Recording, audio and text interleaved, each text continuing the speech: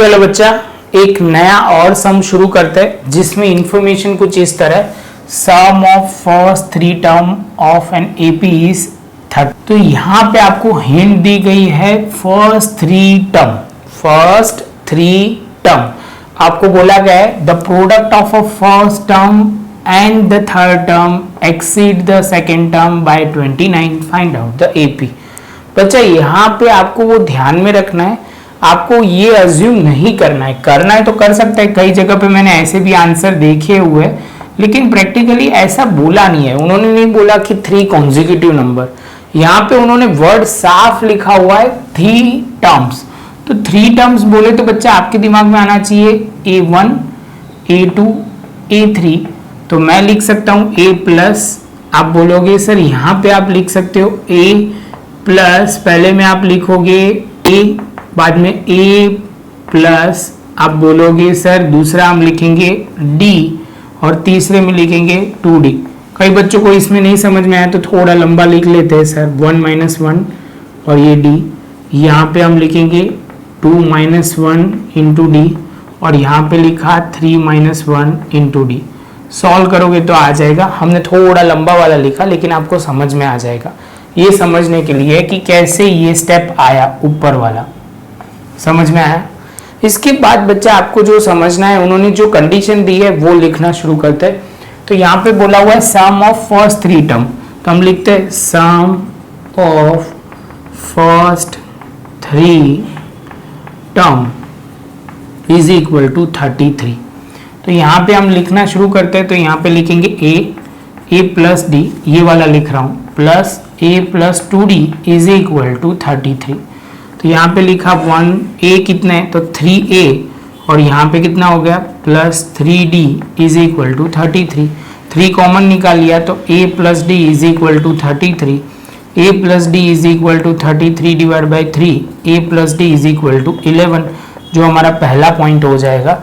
अभी आगे जरूरत हुई तो a को हम फॉर्म में लिख सकते हैं या d के फॉर्म में लिख सकते हैं, वो देख लेंगे हम बाद में कैसे जरूरत होती है उसके हिसाब से। अभी आगे क्या दिया हुआ है according to second condition. Second condition में क्या दिया है product of first term and the third term. तो हम लिखते हैं product of first term and third term exceed the second term by 29। तो ये जो है वो सेकेंड टर्म है वो 29 उसमें ऐड करोगे तो दोनों इक्वल हो जाएंगे। कंडीशन समझना, ये दोनों का प्रोडक्ट जो हो रहा है वो सेकेंड टर्म को 29 से एक्सीड हो रहा है, वैसे बोला हुआ है। क्लियर है? तो आप बोलोगे सर यहाँ पे तो हम लिखेंगे a और यहाँ पे थर्ड टर्म में लिखेंगे, आपको प्रोडक्ट बोला हुआ है तो यहाँ पे लिखेंगे a प्लस 2d। यहाँ पे a2 की जगह आप लिखोगे a प्लस d प्लस 29। यहाँ तक समझ में आना चाहिए। इसके बाद आप बोलोगे a प्लस डी सर 11 है, हमें पता है, तो हम लिखेंगे a plus d is equal to 11। फिर यहाँ पे हमने लिखा a square plus 2ad is equal to, यहाँ पे बच्चा आपने लिख दिया 11 प्लस 29। अभी बच्चा यहाँ ध्यान रखो 2 के फॉर्म में आंसर दिया है, a एंड b के फॉर्म में दिया हुआ है। तो बच्चा अभी ये करना थोड़ा डिफिकल्ट है, तो हम ये ऐसा करते हैं यहाँ को d को भी कन्वर्ट कर देते हैं। d is equal to 11 minus a, 11 minus a। तो जहां d वहां पे 11 माइनस a कर देंगे, तो यहाँ पे a की जगह पे है तो आप बोलोगे 11 minus a is equal to 40 a square, और यहाँ मल्टीप्लाई किया तो आप बोलोगे 22a और यहाँ पे आप बोलोगे 2a square minus 40 is equal to 0। आप बोलोगे 40 को हमने दूसरी साइड लेके आए, तो एकदम परफेक्ट समझा बच्चा आपने। जैसे ये पॉइंट कंप्लीट होता है इसको अरेंज करते हैं तो आप बोलोगे a स्क्वायर, यहाँ पे 2a है और यहाँ पे a स्क्वायर है, माइनस में आएगा plus 22a is equal to 40। आप बोलोगे -1 कॉमन निकाल देते हैं बच्चा, तो a square minus 22a plus 40। तो ये हमारा आंसर यहाँ तक का आ जाएगा। a यहाँ 0 में चला जाएगा तो हमारा हो जाएगा काम खत्म। तो हमें 40 के ऐसे पार्ट निकालना है कि जिसमें 20 इंटू 2 करते हैं, तो 20 इंटू 2 प्लस करोगे तो भी आंसर आ जाएगा 22 और 40 के फैक्टर भी हो जाएंगे। तो आप बोलोगे सर यहाँ पे 20a, आप बोलोगे 2a plus 40 is equal to 0। ये दोनों को प्लस करोगे तो -22 भी आ जाएगा, जो आपको क्लियर हो जाएगा।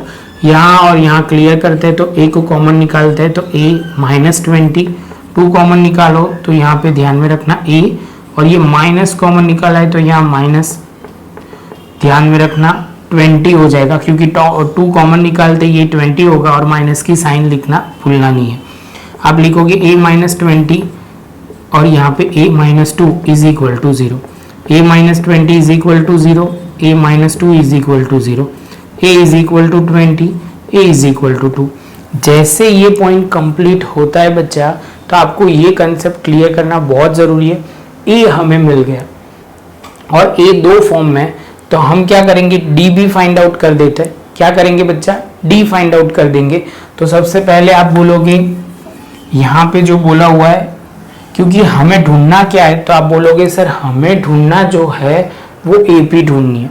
तो आप बोलोगे सर यहाँ पे आप लिखोगे a is equal to 20 and d is equal to, आप बोलोगे सर हम लिखेंगे 11 माइनस a, और a सपोज 2 होता है तभी d क्या होगा 11 माइनस a। तो आप बोलोगे 11 माइनस 20 करोगे तो ये हो जाएगा 9, 11 माइनस 2 करोगे तो ये हो जाएगा +9।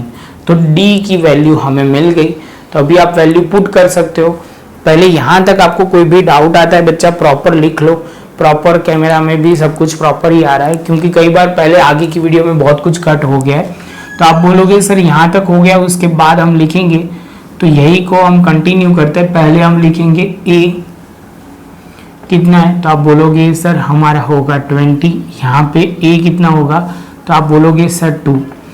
चलो बच्चा, इसके बाद आप लिखोगे a प्लस d, तो a जो है वो 20 है और d जो है वो -9 जो 11 हो जाएगा।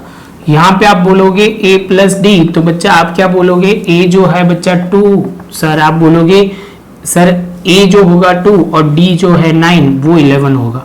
मिडल टर्म तो ऑलवेज इक्वल ही होगा, a3 उल्टा आएगा। तो आप बोलोगे a3 में लिखेंगे a प्लस, तो आप बोलोगे सर a प्लस 2d, और a जो होगा बच्चा वो कितना लेंगे, तो आप बोलोगे 20, यहाँ पे 2 और यहाँ पे 18, तो आप लिखोगे मतलब 9, तो ये 20 माइनस 18, तो ये हो जाएगा 2 जो यहाँ पे आ रहा था। और यहाँ पे बच्चे आप बोलोगे a प्लस 2d, a जो है वो 2, यहाँ पे 2 और यहाँ पे d जो है वो 9, तो ये 2 प्लस 18, तो ये 20 हो जाएगा। तो बच्चा ये टैली ऑलवेज होता है 20 11 2, तो 2 11 20।